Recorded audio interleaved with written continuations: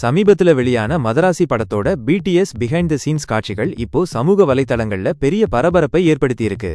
மதராசி படம் இயக்குனர் ஏ.ஆர். முருகதாஸ் இயக்கத்துல உருவாகியிருக்கிறதால படத்துக்கு ஆரம்பத்திலிருந்தே பெரிய எதிர்பார்ப்பு இருக்கு.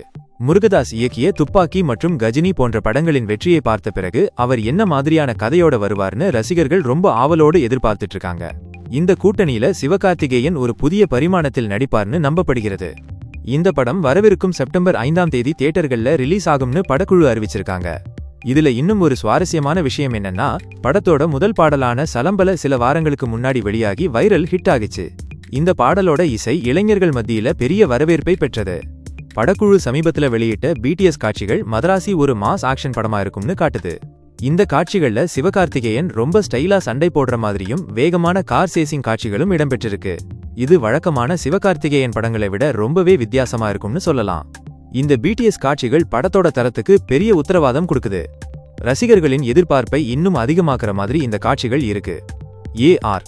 முருகதாஸோட ஆக்ஷன் இயக்கம், சிவகார்த்திகேயனோட புதுமையான நடிப்புன்னு எல்லாமே இந்த படத்துக்கு பெரிய பலமா இருக்கும்.